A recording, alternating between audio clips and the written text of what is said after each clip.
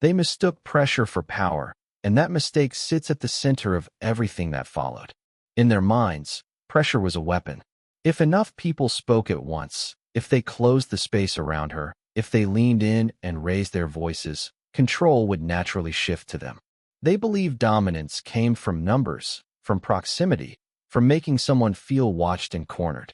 It is a common belief, especially in environments where rules are treated like shields and volume is confused for authority. Pressure feels powerful on the surface because it creates movement. People react to it. They step back, they explain themselves, they apologize, they give ground just to make the discomfort stop. That pattern had worked for them before. They had seen it play out in meetings, in hallways, in parking lots. Push hard enough and someone folds. That was the playbook they brought with them, confident and rehearsed. What they did not understand is that pressure only works when the other side accepts the frame. It only has power if the person receiving it believes they are already losing. The moment someone refuses to absorb that pressure, it becomes noise. Worse, it becomes evidence of weakness. When voices rise and bodies crowd in, it often signals uncertainty, not strength. But people who rely on pressure rarely see that. They are too busy mistaking reaction for submission. They assumed she would respond the same way others had. That assumption shaped their behavior from the start. They talked over her. They repeated themselves. They moved closer, shrinking her physical space as if that would shrink her options. Each move was designed to force a reaction, to create a visible crack they could exploit. In their heads, the outcome was already decided. Pressure also creates blind spots. When you believe you are in control, you stop listening. You stop observing details that do not fit your expectation. They missed the pause before she spoke. They missed the way she did not raise her voice to match theirs. They missed how her attention did not scatter, even as multiple people tried to pull it in different directions. Pressure had them rushing forward, not noticing that she was standing still. There is a difference between force and leverage. Force demands immediate results. Leverage waits. Force tries to overwhelm. Leverage looks for structure, timing, and weak points. They brought force. She brought leverage. But because pressure feels aggressive and visible, they assumed it would overpower anything quieter. They believed calm was a sign of retreat. This is where the mistake deepened. Pressure escalates fast, and escalation narrows thinking. Once they committed to that tactic, they could not easily step back without losing face. Every second that passed without her folding made them push harder.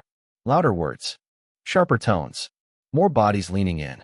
The pressure they thought gave them control was actually trapping them in a single approach.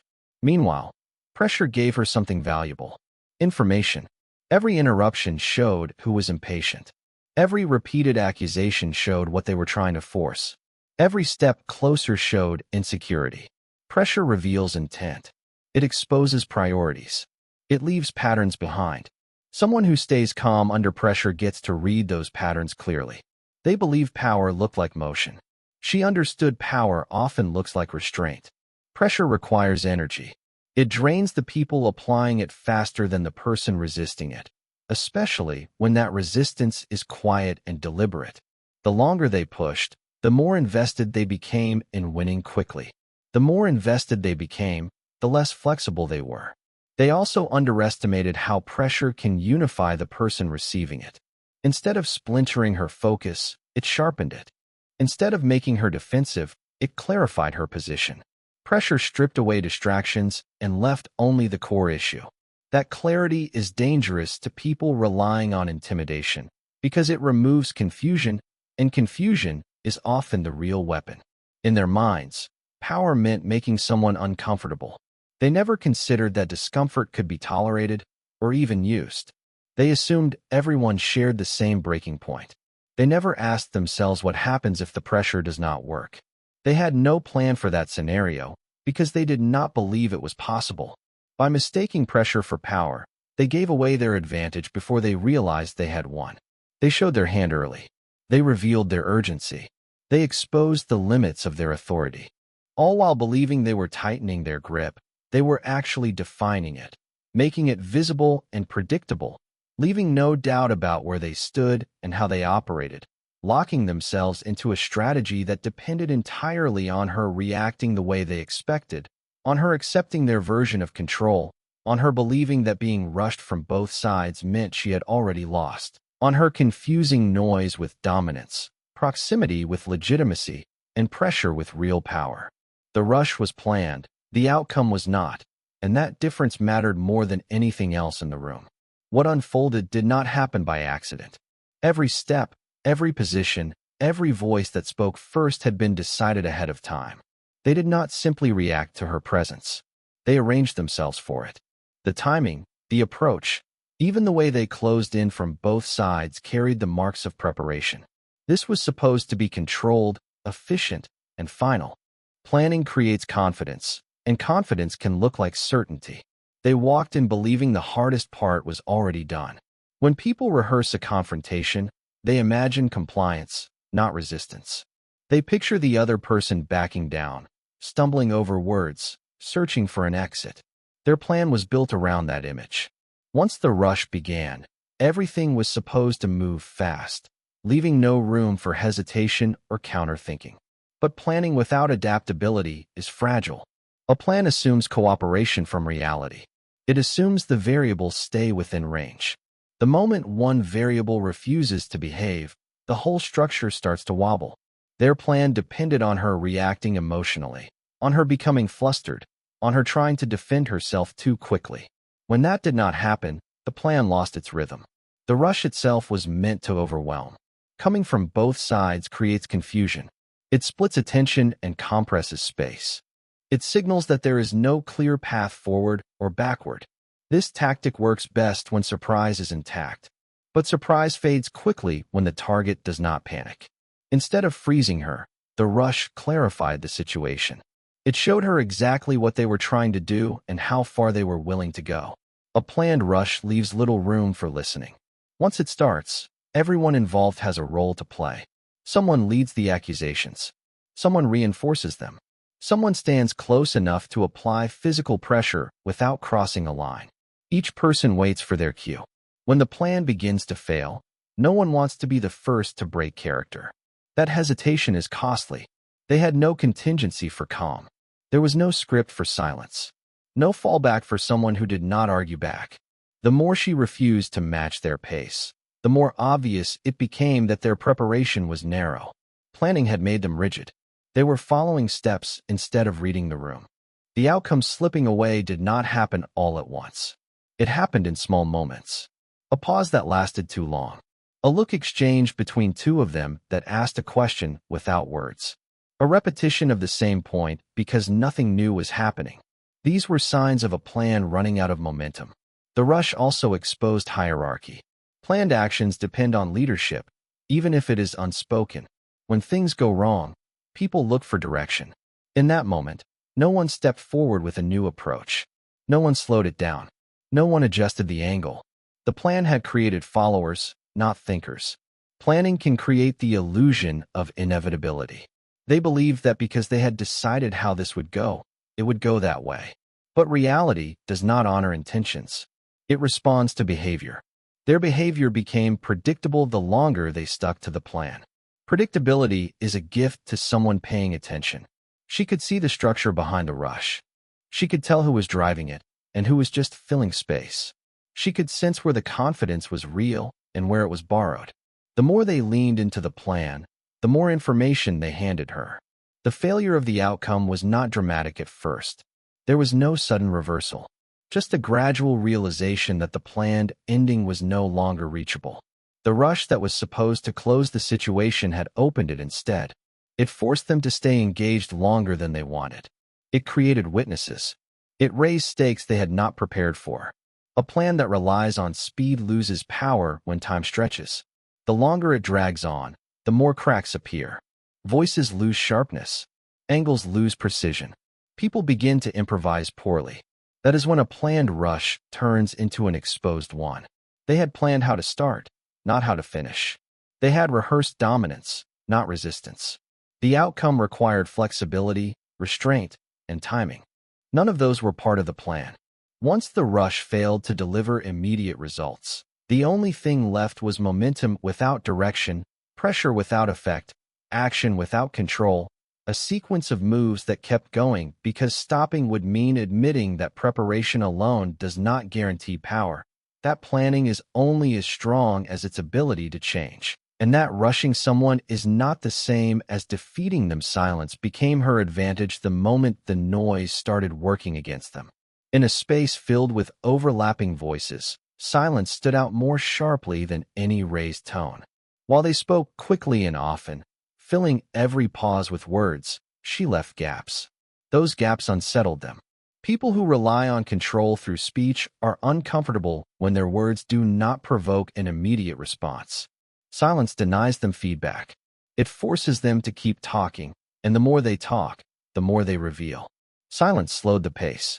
Their strategy depended on speed, on keeping her off balance long enough to force agreement or retreat. When she did not rush to answer, the tempo broke. What was meant to feel urgent began to feel dragged out. Each unanswered statement hung in the air longer than intended, losing its edge. Silence stretched time in her favor. By not reacting right away, she chose when to engage. That choice mattered. Silence shifted control over timing, and timing is often the hidden layer of authority. Whoever decides when something moves forward shapes the interaction. They were pushing for immediate resolution. Her silence refused that demand. It turned urgency into impatience. Silence also filtered out what mattered. When multiple people speak at once, not all words carry equal weight. By waiting, she could distinguish between repetition and substance. Patterns emerged. Certain phrases came back again and again. Certain points were emphasized because they were weak, not because they were strong. Silence allowed those patterns to surface clearly. There is a discomfort that comes with being unheard. They felt it quickly. To compensate, they repeated themselves, spoke louder, and leaned in closer. Each escalation made the imbalance more obvious. Silence became a mirror. It reflected their anxiety back at them without adding anything of its own. While they filled the space, she conserved energy. Talking under pressure drains focus. Silence preserves it. Her attention stayed intact while theirs fragmented. Some watched her face for signs of reaction. Others focused on their own words. That split attention weakened their cohesion. Silence also limited mistakes. When people talk too much, they contradict themselves. They exaggerate. They commit to positions they have not fully thought through. By saying nothing, she avoided those traps. She let them create the record. Every word they spoke became something that could be remembered, questioned, or used later. The absence of response forced them to interpret her silence, and interpretations vary. Some took it as defiance, others as confusion, others as calculation. That lack of agreement further divided them. Silence introduced ambiguity, and ambiguity disrupts coordination. Silence does not mean passivity. It can be active and deliberate. She was listening, observing, assessing. She noted who spoke first and who echoed. She noticed who seemed confident and who looked to others for cues. Silence gave her space to build a clear, mental map of the situation.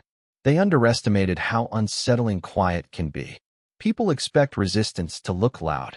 When it does not, they often misjudge it. Silence feels like a void that needs to be filled.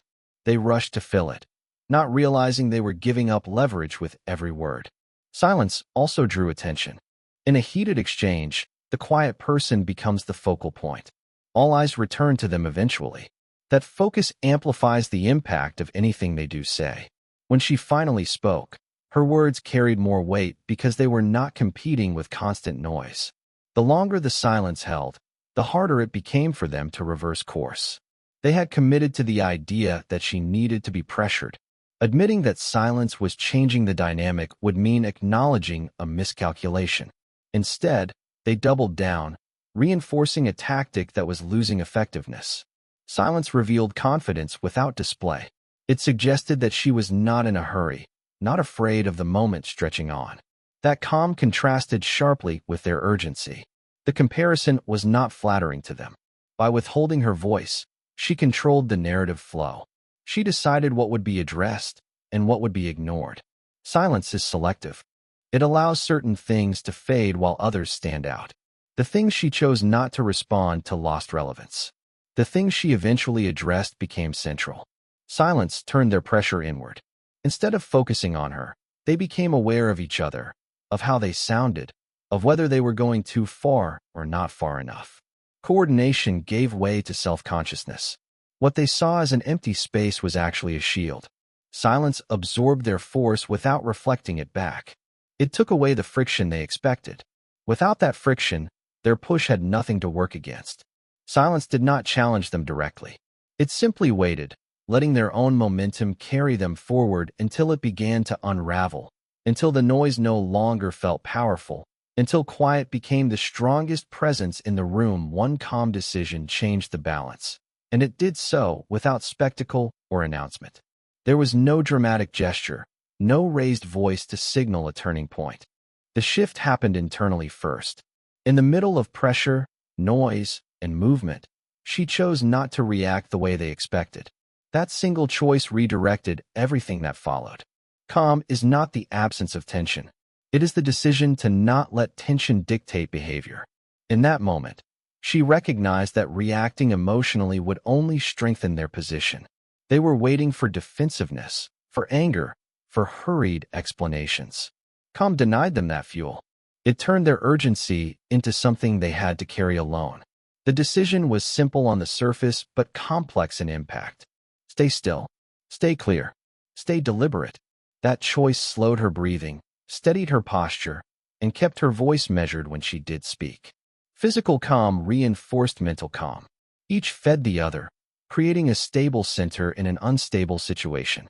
Calm disrupted their expectations. They had rehearsed responses to conflict, not composure. When she did not mirror their intensity, the interaction lost symmetry. Power struggles depend on both sides pulling. When one side stops pulling, the dynamic changes immediately. That decision also reframed the moment. Instead of viewing the situation as something happening to her, she treated it as something she was observing. That mental shift created distance. Distance allows judgment. Judgment allows choice. Without that choice, everything would have been reaction. Calm also sharpened her communication. When she spoke, her words were concise. She did not over-explain or defend unnecessarily. Each statement had a purpose. That economy of language contrasted with their volume and repetition.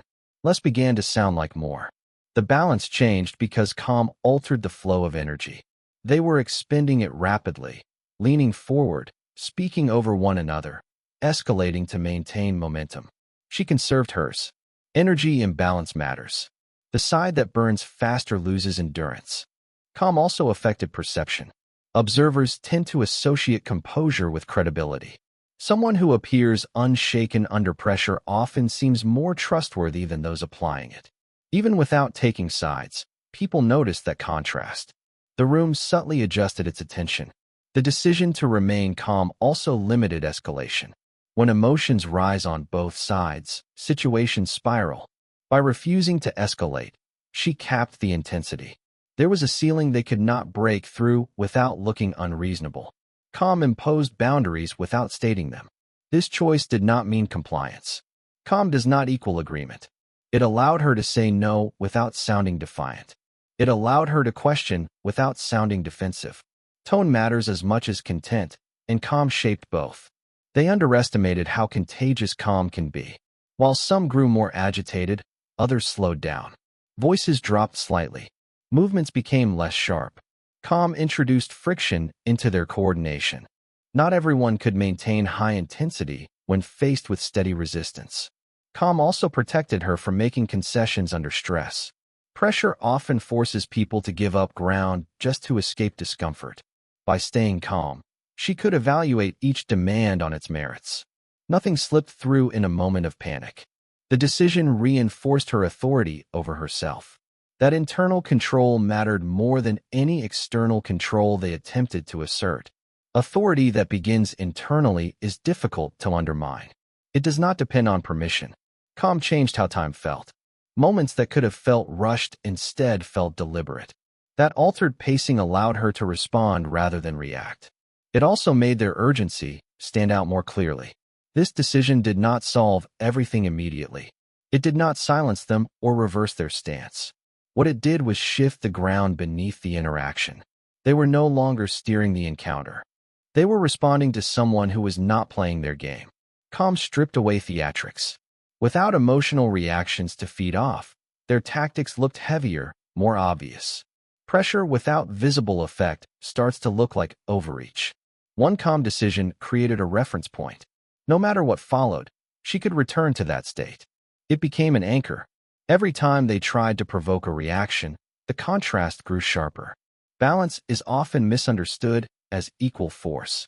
In reality, balance comes from control. By choosing calm, she reclaimed control over her responses, her timing, and her presence. That control shifted the dynamic from confrontation to assessment, from reaction to intention, from being rushed to standing her ground, from being surrounded to being centered, changing the interaction at its core before anyone else realized what had happened. Authority does not always wear a uniform, and that misunderstanding shaped how they approached her from the start. They looked for symbols first: titles, badges, formal roles, anything that signaled who was supposed to lead and who was supposed to comply. In their minds, authority was visible and hierarchical. It belonged to whoever could point to a rulebook, a position, or a name on a document. When they did not see those markers on her, they assumed she had none. That assumption guided their tone. They spoke down instead of across. They issued statements instead of questions. They treated the exchange as one-sided because they believed authority flowed only in one direction. What they failed to notice was that authority can exist without announcement. It can be embedded in posture, in certainty, in the way someone listens without flinching. Uniforms simplify interactions. They tell people how to behave without conversation. When someone lacks those symbols, others often rush to fill the gap with dominance. That is what happened here. They tried to impose authority instead of recognizing it. They relied on external structure because they did not recognize internal control. Authority rooted in position needs constant reinforcement. It must be displayed, referenced, and defended. Authority rooted in competence and self-command does not. It remains steady regardless of who is watching. She did not need to prove her authority. It showed in how little she needed to say and how carefully she chose when to say it. They believed authority required enforcement. She understood authority often requires restraint. She did not interrupt to assert herself. She did not escalate to establish dominance. That restraint was mistaken for weakness. In reality, it signaled confidence. People who doubt their authority feel compelled to display it. People who trust it do not. The absence of a uniform made them careless. They spoke freely, assuming there would be no consequences. That freedom worked against them. Authority does not have to announce consequences to create them. Sometimes it simply allows others to expose themselves. Authority also reveals itself in decision-making. She did not defer unnecessarily. She did not ask permission to think. She paused when she needed to and spoke when it mattered. Those choices showed ownership of the moment. Ownership is a quiet form of authority. They expected compliance because they believed authority was something they possessed and she lacked. That belief collapsed when she did not behave like someone awaiting instruction. She behaved like someone assessing options. That shift unsettled them. Authority loses clarity when it is not recognized by the other side. Uniforms can command attention, but they cannot manufacture respect. Respect forms when someone demonstrates consistency under pressure. Her consistency became more visible the longer the exchange continued. No matter how they shifted tactics, her demeanor stayed intact. That stability contrasted sharply with their fluctuations. Authority without a uniform often operates laterally. It does not dominate. It influences. It shapes the interaction by controlling pace, focus, and boundaries. She did not need to lead the room to guide it. She allowed others to speak themselves into corners while she remained centered. They confused authority with volume. Louder voices felt more official to them. In reality, volume often compensates for uncertainty. Her quieter presence carried weight because it did not compete for space. It claimed it. There is also authority in knowing what not to engage with. She ignored comments designed to provoke. She declined arguments framed to trap. That selectivity demonstrated discernment. Discernment is another form of authority one that signals awareness of the bigger picture. They looked for authority they could challenge. When they did not find it in the expected form, they assumed it did not exist. That misread left them unprepared. Authority without a uniform does not announce itself before acting. It becomes visible only when it matters. As the interaction unfolded, the contrast sharpened. Their authority depended on agreement. Hers did not. They needed her to accept their framing.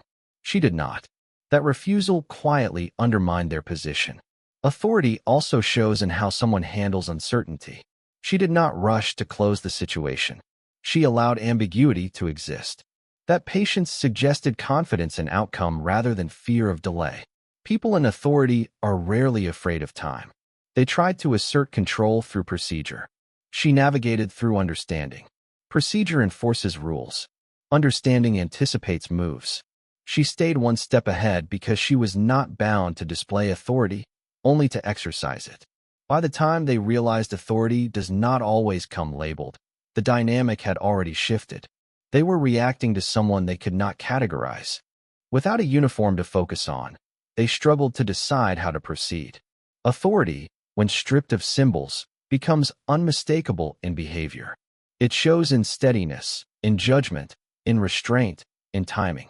She carried all of it quietly, allowing them to overlook it until it was too late, until their assumptions locked them into a posture that no longer fit the reality unfolding in front of them. The mistake was underestimating her, and that error influenced every choice they made from the beginning.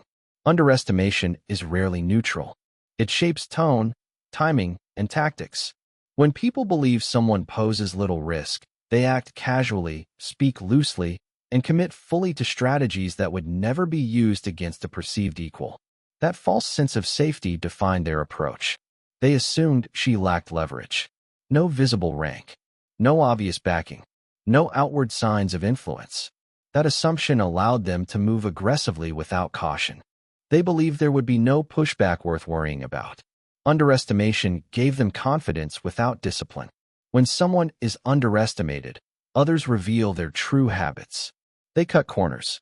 They skip verification. They rely on intimidation instead of substance. That is exactly what happened. They moved fast, not because speed was necessary, but because they believed it would not be challenged.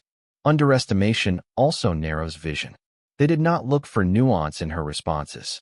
They dismissed silence as confusion. They misread calm as hesitation. Every behavior was filtered through the assumption that she was already outmatched. Once that filter is in place, contradictory evidence is ignored. They did not prepare for resistance because they did not believe resistance was possible. Plans lacked depth. Arguments lacked support. Statements were made without considering how they might be tested.